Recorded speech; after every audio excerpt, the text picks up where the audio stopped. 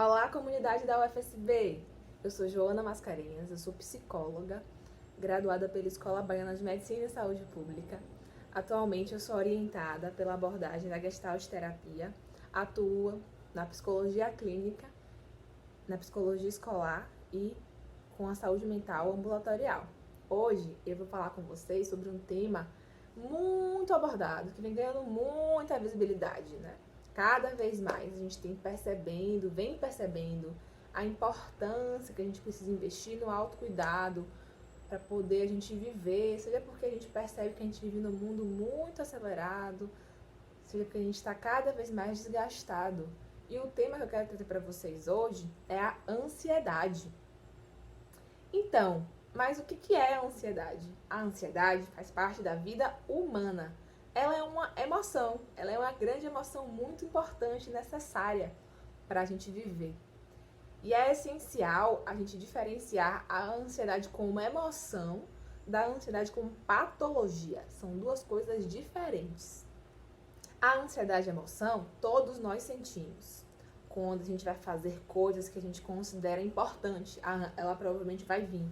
Pensem comigo, quando a gente vai fazer uma prova, né? A gente sente um pouco de ansiedade, ou vai sair num primeiro encontro, ou quando a gente está esperando alguma notícia importante, seja ela agradável ou talvez não.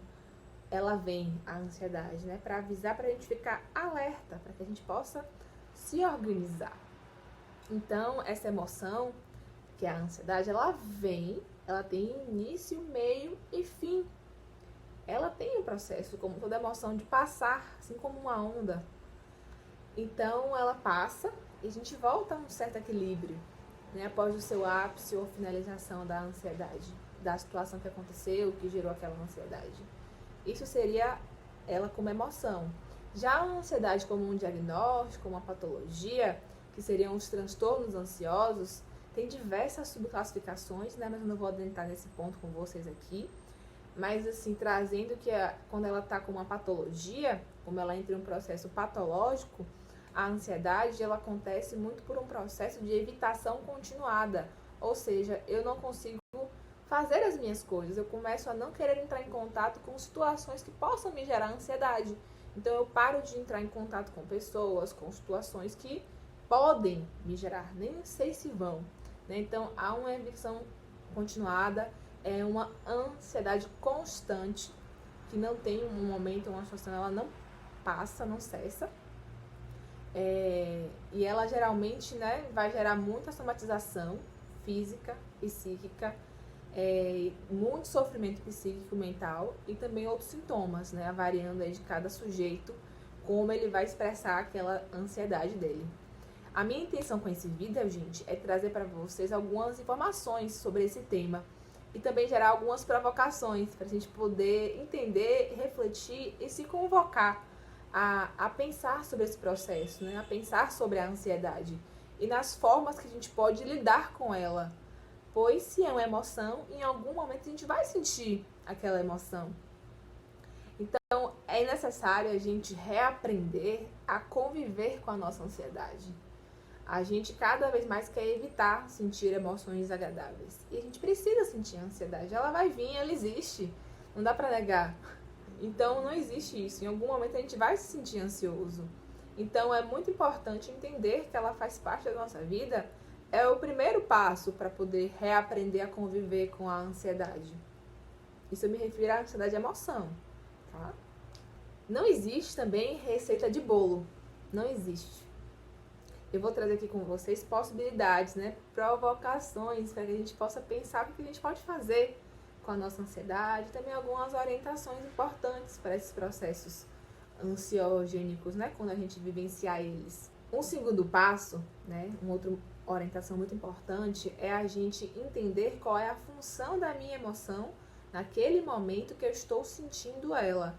Qual é a situação que surge? Quais foram as coisas que me vieram naquele momento, quando eu entro em contato com aquela emoção que é a ansiedade? É que me veio. Eu preciso avaliar, eu preciso perceber. Poder reconhecer a ansiedade em todas as suas possibilidades, toda a sua gama, para que a gente possa, assim, entender, diferenciar em que momentos ela está me ajudando a ansiar pelas coisas novas, a me preparar, e em que momento ela está ficando patológica, ela está me atrapalhando, que eu não consigo mais fazer as minhas coisas, porque ela está muito intensa, para que a gente possa convidar ela a voltar a ficar saudável. Um outro passo muito importante é entender que essa emoção ela vai reverberar em nosso corpo físico e mental. Então, quais são os pensamentos que me vêm quando eu sinto a ansiedade? Quais são os pensamentos que me acompanham?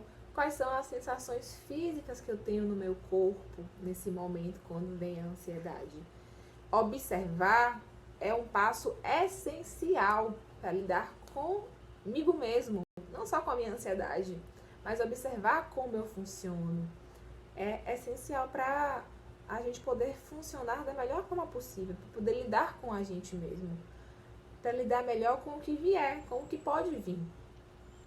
E que leva a gente também a pensar em um outro ponto muito importante, que é justamente a gente reaprender a conversar com a nossa ansiedade, porque a forma como eu vou dialogar com a minha ansiedade é o que vai definir o papel dela na minha vida. Se ela vai ser só uma emoção, se ela vai ser um problema em minha vida, se ela está caminhando para virar patológica. Eu preciso dialogar com a minha ansiedade para entender o que eu estou fazendo com ela, o que a gente está fazendo com ela.